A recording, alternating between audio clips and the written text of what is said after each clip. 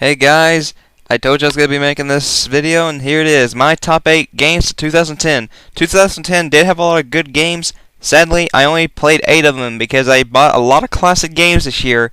And if I put those on a list, I'm pretty sure I could have pissed off a lot of people. So I'm going to keep it to games that were released in 2010, and I will be saying their release date to clarify they came out this year too. So, without any further ado, with this video that took me fucking forever to make, let's go ahead and start my top 8 games of 2010. But first, I also want to say that this is my opinion, and if you guys want to leave a comment below what your top games of 2010 was, that is absolutely fine.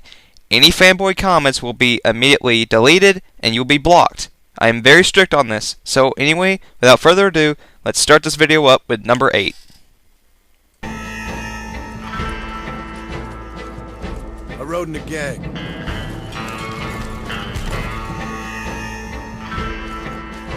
They left me to die after I'd been shot. I left the gang after the gang left me. I tried to go straight. I did. Then I got me more trouble. Coming off at the bottom of the list is going to be the game Red Dead Redemption. This game came out on May 18th, and when my brother picked it up with some of his birthday money left over, I started playing it myself, and I was just hooked. This game is a lot of fun, and for someone who loves the Grand Theft Auto games, knowing that they would actually bring some of the stuff from Grand Theft Auto in this game, I immediately look forward to some of those sections. And they fixed a lot of the gameplay mechanics that they brought over from Grand Theft Auto 4, and my god, they fixed them right. Although, one of the reasons this is so low is because one thing about it is that there's no soundtrack barely, because I will admit, for those of you who played Red Dead Revolver and loved that game, such as I did, and you add an open world to that, there's no soundtrack for it. All you hear is hoofbeats, and you can't, like, access your HDD to play music while you're in the hub world, and it kind of gets a little bit stale after a few times. Now, I will admit the game is a blast of fun, but the lack of soundtrack is what makes this game just overall this low on the list. But other than that, the story is great, the characters are memorable, and the voice acting is very top-notch. And the gameplay is just overall very fun. So if you like the old Western stuff, go with Red Dead Redemption. Number 8. Number 7 is going to be Metroid Other M. Now, in my Let's Play, I said that this is probably one of the greatest games I've played in 2010. Well, when I went back and replayed it later, I just found some things that I did not like about this game. Number 1, there was barely any soundtrack, and knowing me, I love music and video games, which is another thing why Red Dead was so low, is because there was barely any soundtrack. But there's also some other things in this game that I don't need to go into, because it's pretty obvious at this point, and before you say items authorized is stupid, I didn't think it was, but whatever. And the story is actually not as well made out as I thought it was. I mean, it's just your generic thing. You go to a place that's been abandoned and you try to find out what's going on. I've seen this story before, and overall, it just didn't have that much of an effect on me. Now, I will admit, Adam's Sacrifice was probably one of the most epic things I've ever seen, but other than that, this game is a lot of fun. I mean, the gameplay is fantastic. Good job, Team Ninja. You did a good job with this, and, you know, I don't think they should make another Metroid game, but I'll probably stick with the Prime games from now on over Other M, to tell you the truth. So, number 7, we'll go to Metroid Other M. It's an overall great game. It's that there's some things about it I just did not like. Number 6 is going to be Trauma Team for Wii, released May 18th, 2010. This game blew my expectations big time. I went into this game thinking it's just going to be a standard thing where you operate on people. My god, was I blown away. This game's cutscenes, story, it is so well written and beautifully animated too. It feels like a movie anime experience. You guys need to pick up Trauma Team if you have not played it. Its controls were some of the best I have ever played on the Wii, and it's just overall a very fun game to play. Because when you go through some of the modes that require you to think, when you figure it out, you feel like you've accomplished something. and it's just a very rewarding experience, guys. Trauma Team is a very fun game to play. If you like CSI, criminal investigations, and all that stuff, and hospital stuff, you really need to pick up this game and play. Or if you just like anime, even pick up this game, play it, and experience it for yourself. So number 6, Trauma Team for Wii.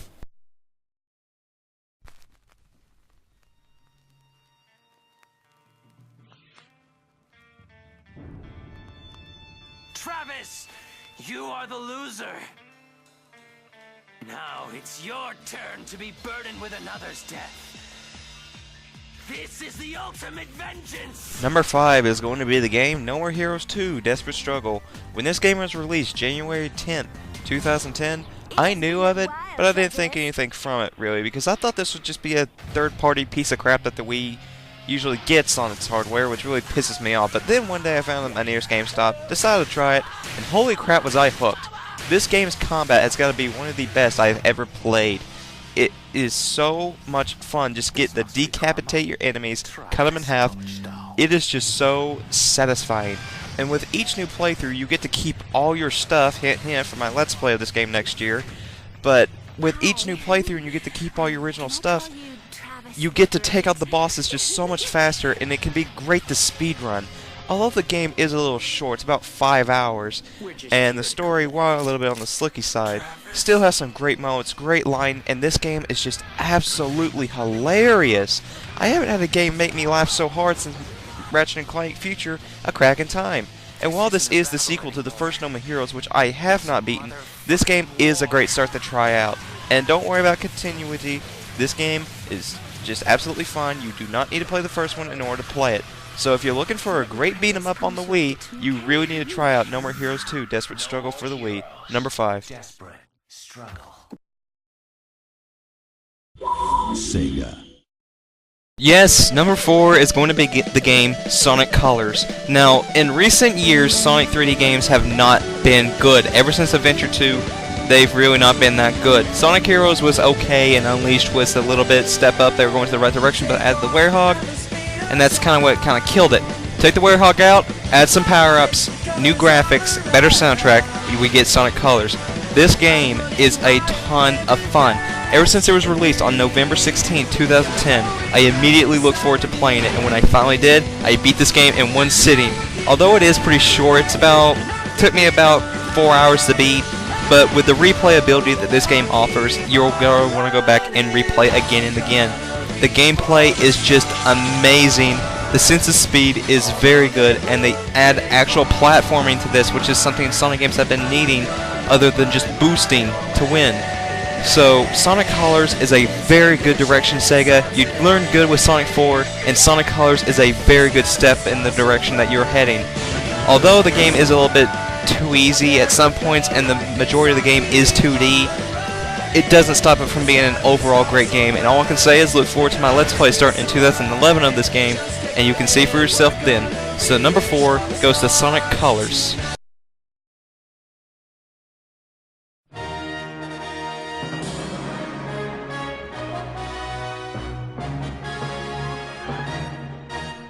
Number 3 is going to be Super Mario Galaxy 2. Super Mario Galaxy 1 blew me away with its catchy music and just great gameplay and beautiful graphics. The sequel, when it was announced at E3 2009, I immediately jumped for joy knowing that they would fix all that and make it even better. And my god, they did. And this is the only game I have ever pre-ordered. And when it was released on May 23rd, 2010, I immediately went out to my nearest GameStop and picked up my copy. And I played the game from start to finish. This game's graphics are so beautiful to look at, and the soundtrack is so better than the first. It's amazing. And they even upped the difficulty, because one of my biggest complaints about the first Super Mario Galaxy is that they made it a little too easy. But this game, they upped the difficulty to just the right amount, and that was perfect. And they even added a few elements from New Super Mario Bros. Wii, such as 2D platforming, and some ideas from that I caught. And adding Yoshi into the mix was even a better idea, because we got new power-ups with him that we never saw, and new power-ups from Mario as well, such as Cloud Mario, which is now my favorite Mario power-up in Mario history. So, Super Mario Galaxy 2 is a very good improvement over the first game, and overall is the better game. You gotta pick up Super Mario Galaxy 2 if you haven't yet. It's an incredibly fun game, And the moment you start playing it, you're not going to want to put it down for a very, very long time. So number 3 goes to Super Mario Galaxy 2 for being a great game. Didn't make all the necessary upgrades that I thought they could have done, but overall it's still an incredibly fun platform to play. So without further ado, let's go ahead and head on to the next top 2 entries on this list.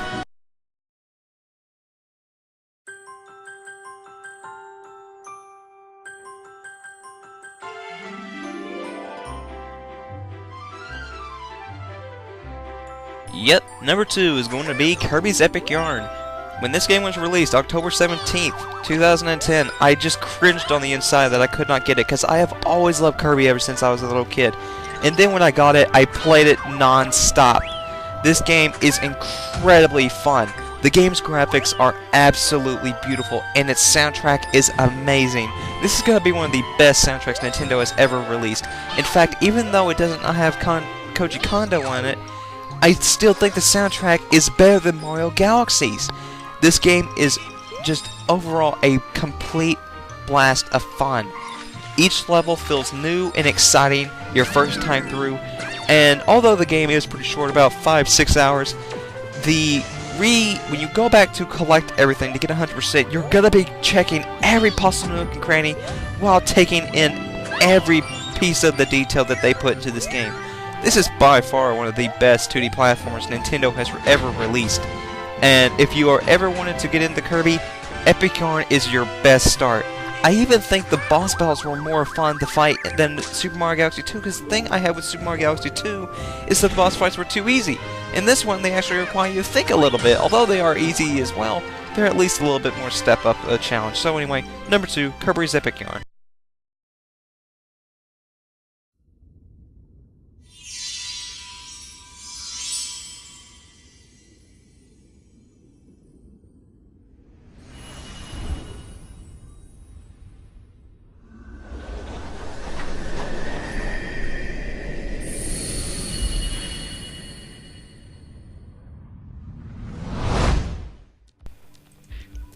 Yeah, I know, it was going to be incredibly obvious, but guys, ever since Kingdom Hearts Birth by Sleep was released on September 7th, 2010, all the hype that was set for it that I put was delivered and more. I have not had a game do that since The Legend of Zelda Twilight Princess, and this game is just fantastic.